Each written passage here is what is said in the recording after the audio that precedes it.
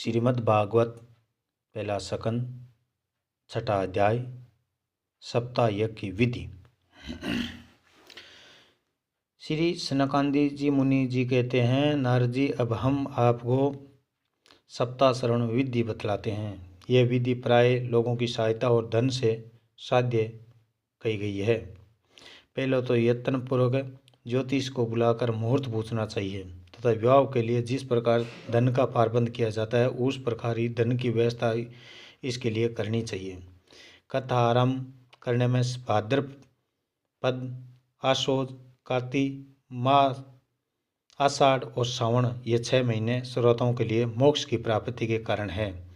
ये देव से इन महीनों में भी भादवा महीना व्यतिपात आदि योगियों को सर्वथा त्याग देना चाहिए तथा दूसरे लोग उत्साही हो उन्हें अपना सहायक बना लेना चाहिए और फिर प्रयत्न करके देश देशांतर में ये समाचार भेजना चाहिए कि यहाँ कथा होगी।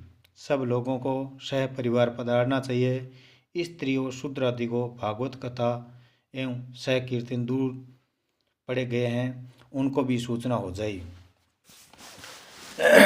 ऐसा प्रबंध करना चाहिए। देश देश में जो वीरकत वैष्णु और हरि कीर्तन के प्रेमी हो उनके पास निमंत्रण पत्र अवश्य भेजे।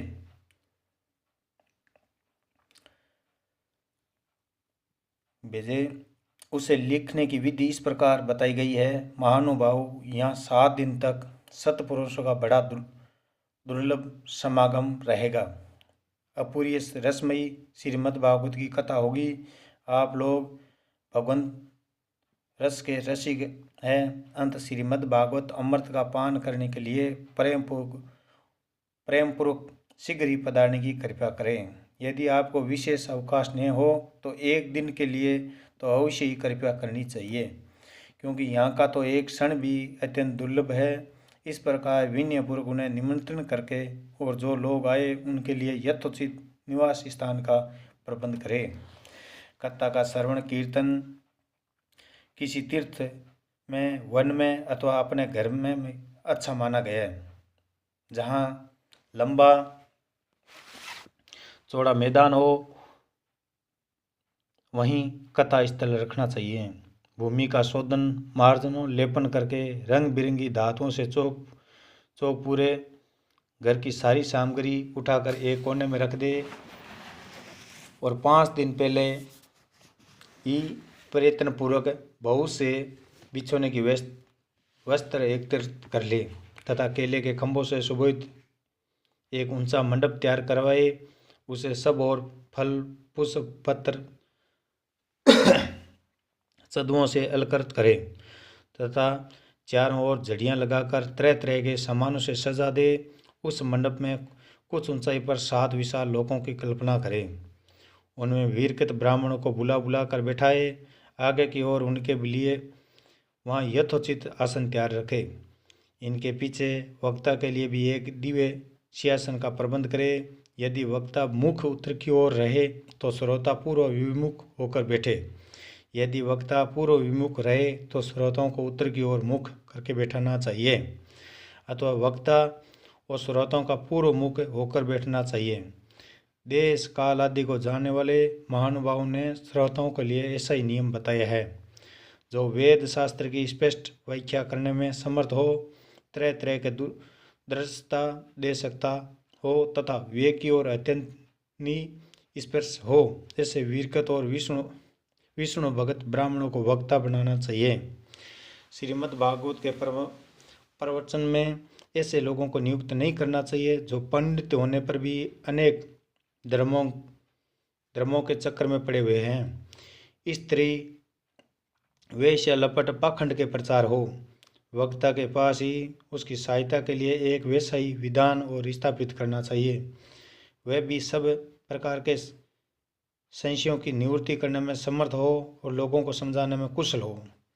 कथा आरंभ के दिन से 1 दिन पूर्व व्रत ग्रहण करने के लिए वक्ताओं को सोहर कर लेना चाहिए तथा अरुणोदय के समय शौच से निवृत्त होकर अच्छी तरह स्नान करे और संध्या आदि अपने नित्य कर्मों को समय से समाप्त करके कर्ता के विघ्नों की निवृत्ति के लिए गणेश जी का पूजन करें। तदंतर पितृगण का तर्पण कर पूर्व पापों की शुद्धि के लिए प्रायश्चित करे और एक मंडल बनाकर उसमें श्री हरि को स्थापना करे। फिर भगवान श्री कृष्ण को लक्ष्य करके मंत्रोच्चारण पूर्वक कर्मश पोषण चार विधि से पूजन करे और उसके पश्चात प्रदक्षिण तथा नमस्कार आदि कर इस प्रकार स्तुति करे। करुणा निदान, मैं संसार सागर में डूबा हुआ हूँ और बड़ा दीन दुखी हूँ। कर्मों के मोहरूपी ग्रह ने मुझे पकड़ रखा है, आप इस संसार सागर से मेरा उद्धार कर दीजिए। इसके पश्चात धूप दीप आदि सामग्रियों से श्रीमद् भागवत की भी बड़े उत्साह और प्रीतिपूर्वक विधि विधान से पूजा करे।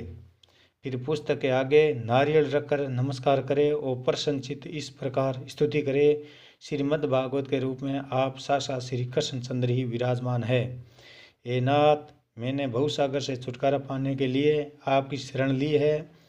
मेरा यह मनोरथ आप बिना किसी विघ्न बाधा के सांगोपांग पूरा करें। हे केशव, मैं आपका दास हूँ। इस प्रकार दीन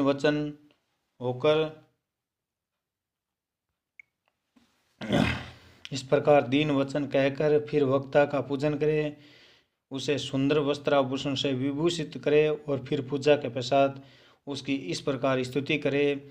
सुख सवर स्वरूप भगवान, आप समझाने की कला में कुशल और सब शास्त्रों में पारगत है।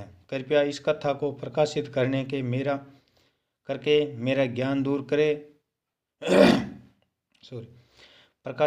मेरा अज्ञान दूर करे। फिर अपने कल्याण के लिए प्रसन्नतापूर्वक उसके सामने नियम ग्रहण करे और 7 दिनों तक यथाशक्ति उसका पालन। कथा में विघ्न न हो उसके लिए 5 ब्राह्मणों और वर्ण करे। वह द्वादश मंत्र द्वारा भगवान के नामों का जप करे। फिर ब्राह्मण अन्य विष्णु भगत कीर्तन करने वाले को नमस्कार करके उनकी पूजा करे और उनकी आज्ञा पाकर सभी भी आसन पर बैठ जाए।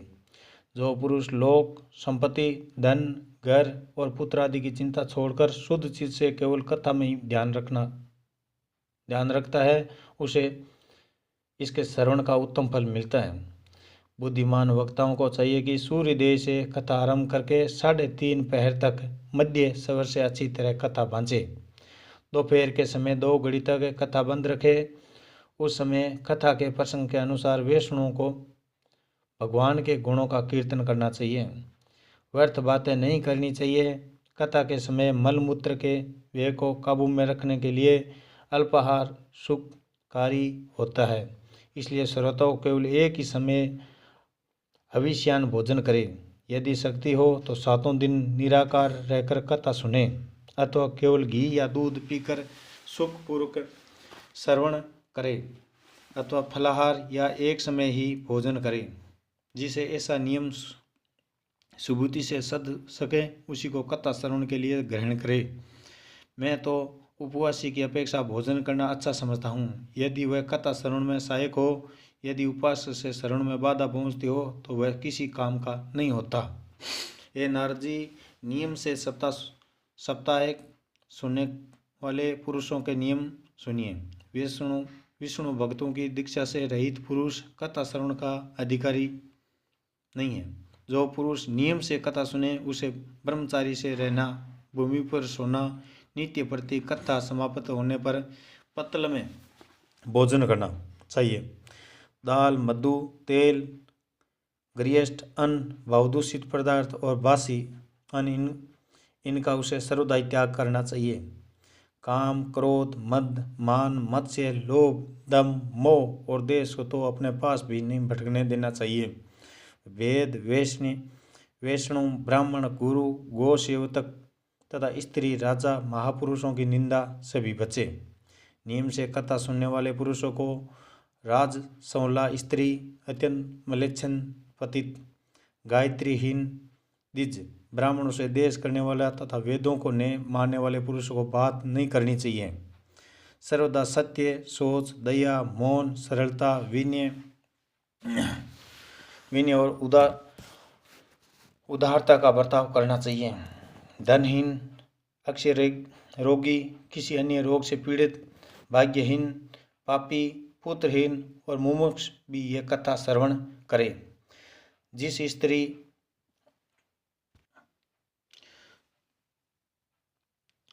स्त्री का रजोदर्शन रुक गया हो, जिसके एक ही संतान होकर रह गई हो, जो बांझ हो, जिसकी संतान होकर मर जाती हो अथवा जिसका गर्भ गिर जाता हो, वह यत्नपूर्वक इस कथा को सुने। ये सब यदि विधिपूर्वक कथा सुने तो इन्हें अक्षय फल की प्राप्ति हो सकती है।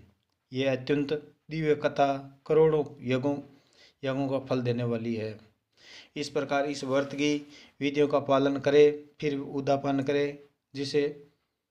जिन्हें इसके विशेष फल की इच्छा हो वह जन्माष्टमी व्रत के समान ही इस कथा व्रत का उदापान करें।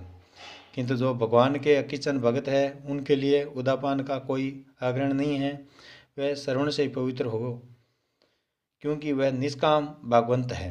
इस प्रकार जब सप्ताह यज्ञ समाप्त हो जाए तब श्रोताओं को अत्यंत भक्तिपूर्वक पुस्तक और वक्ता की पूजा करनी चाहिए। फिर वक्ता श्रोताओं को प्रसाद, तुलसी और प्रसादी मालाएं दे तथा सब लोग मरगद और झांझ को मनोहर ध्वनि से सुंदर कीर्तन करे, जय जयकार, नमस्कार, शंख ध्वनि का घोष करवाई तथा ब्राह्मण और याचकों को धन और अन्न दे। श्रोता विरक्त हो तो कर्म की शांति के लिए दूसरे दिन गीता पाठ करे, गृहस्थ हो तो हवन करे। उस हवन में 10 स्कंद का एक श्लोक पढ़कर विधिपूर्वक खीर, मधु, घृत, तिल और अनादि सामग्रियों से आहुति दे अथवा एकांचित से गायत्री मंत्र द्वारा हवन करे, क्योंकि तत्व ये महापुराण गायत्री स्वरूप ही है।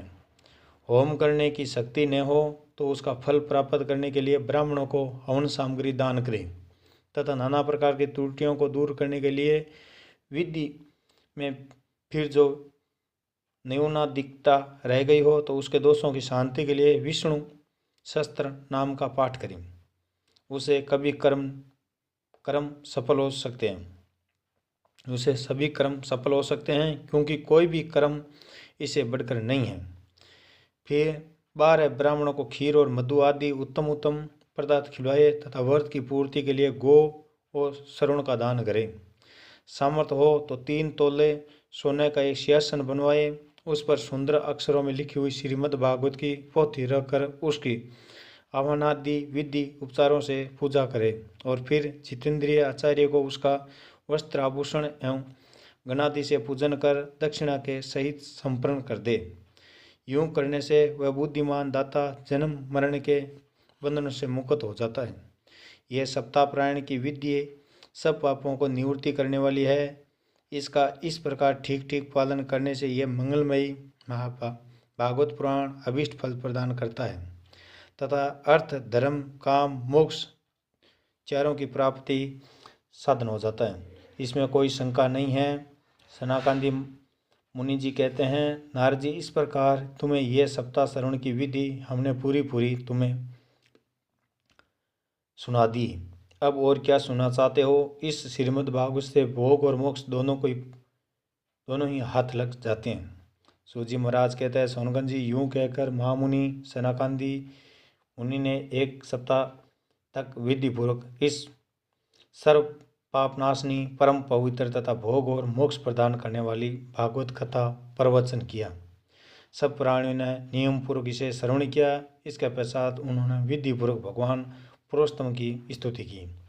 कथा के अंत में ज्ञान, वैराग्य और भक्ति को बड़ी पुष्टि मिली और वह तीनों एकदम तृण होकर सब जीवों को चित्त अपनी ओर आकर्षित करने लगे। अपना मनोरथ पूरा करने से नारद जी को भी बड़ी प्रसन्नता हुई। उनके सारे शरीर में रोमांच आया और वह परमानंद से पूर्ण हो गए।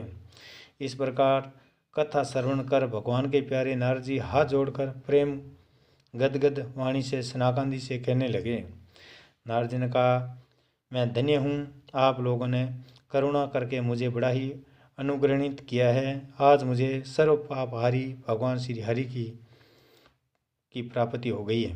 तपोधनों, मैं श्रीमद् भागवत श्रवण को इस सब धर्मों में श्रेष्ठ मानता हूँ, क्योंकि इसके श्रवण से वैकुंठ गोलोक विहारी श्री कृष्ण की प्राप्ति होती है।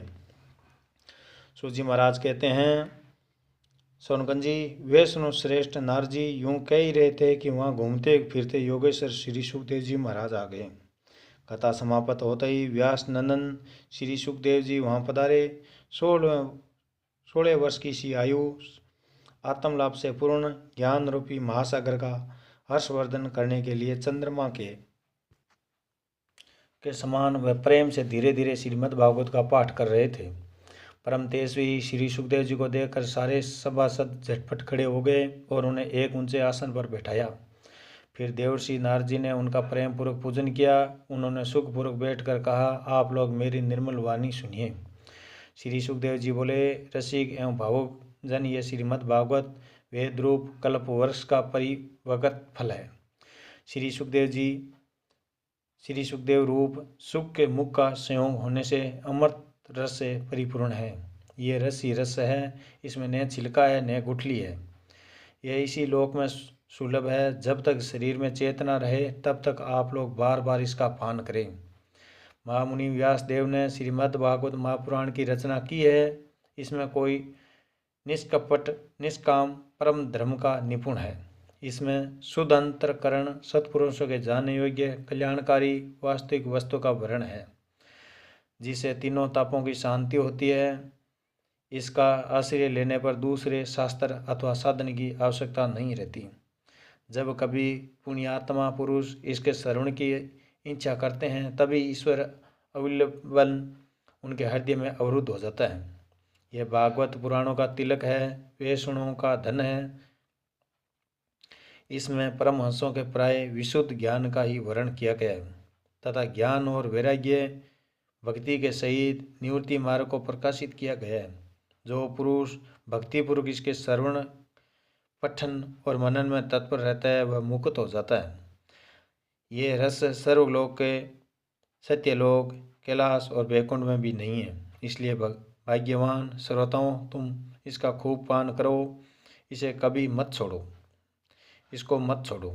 सूजी महाराज कहते हैं, सोनकन जी, श्री सुखदेव जी इस प्रकार कह ही रहे थे कि उस सभा के बीचों बीच प्रहलाद, बल्ली, उद्धव जी और अर्जुन आदि पार्षदों के सहित साक्षात श्री हरि प्रकट हो गए।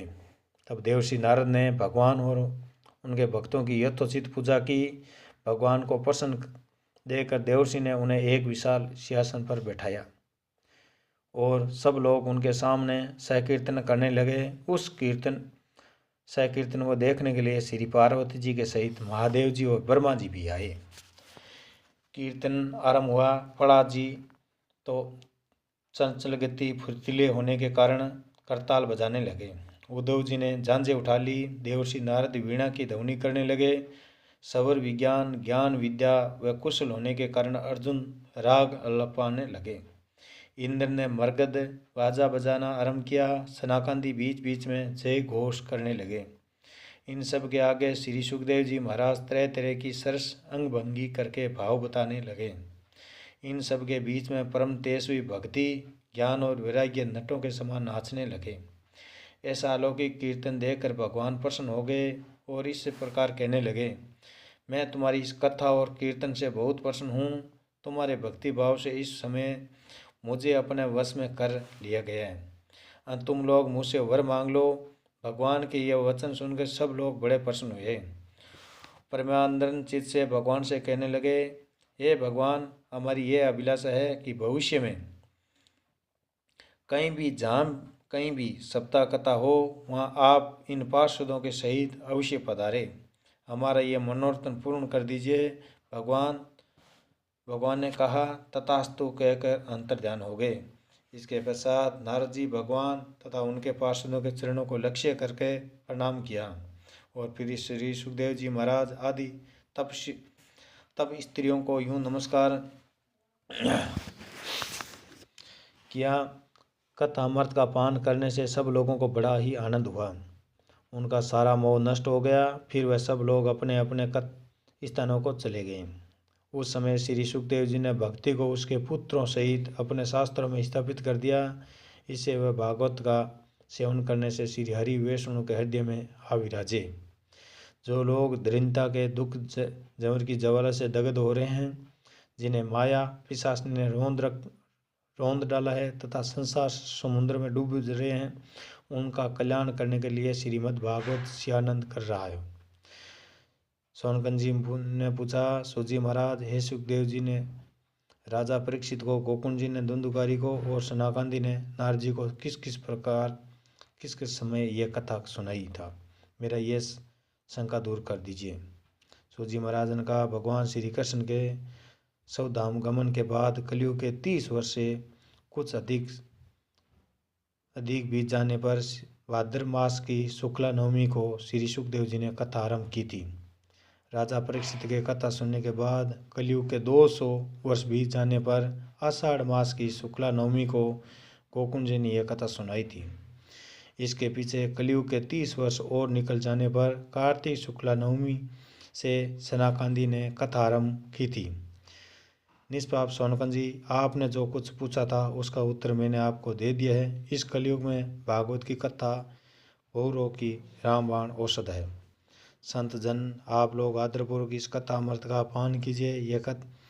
यह श्री कृष्ण को अत्यंत प्रिय है, संपूर्ण पापों को नाश करने वाले तथा मुक्ति का एकमात्र कारण है, भक्ति को बढ़ाने वाला है। लोक में अन्य कल्याणकारी साधनों को विचार करने और तीर्थों का सेवन करने से क्या होगा। अपने दूत को हाथ में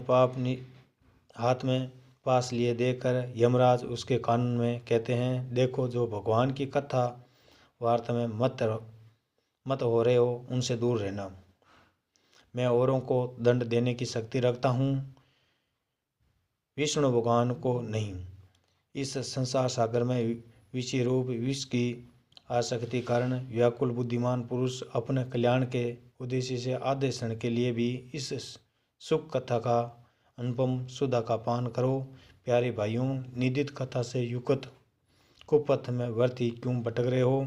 इस कथा के कान में प्रवेश करते ही मुक्ति हो जाती है। इस बात के साक्षी राजा परीक्षित श्री सुखदेव जी ने प्रेस के प्रभाव में स्थित होकर इस कथा को कहा था। इसका जिसके कंठ से संबंध हो जाता है वह वैकुंठ का स्वामी बन जाता है। सोनकन जी, मैंने अनेक शास्त्रों को देखकर आपको ये परम घोष्य रहस्य अभी सुनाया है। सब शास्त्रों के सिद्धांतों को यही निचोड़ है। संसार में इस सुख शास्त्र के अधिक पवित्र और कोई वस्तु नहीं है। अंत आप लोग परधाम की प्राप्ति के लिए श्रीमद् भागवत द्वादश स्कंद रस का पान करे। जो पुरुष नियम पूर्वक इस कथा का भक्ति भाव से श्रवण करता है और सुधांतकरण भागवत के समान इसे सुनता है, वह दोनों ही विधि का पूरा पालन करने के कारण इसका यथार्थ फल प्राप्त होते हैं। उनके लिए त्रिलोक में कुछ भी असदायी नहीं रह जाता। श्रीमद् भागवत महात्म्यम। हरिओम तत्सत, हरिओम तत्सत, हरिओम तत्सत, हरिओम।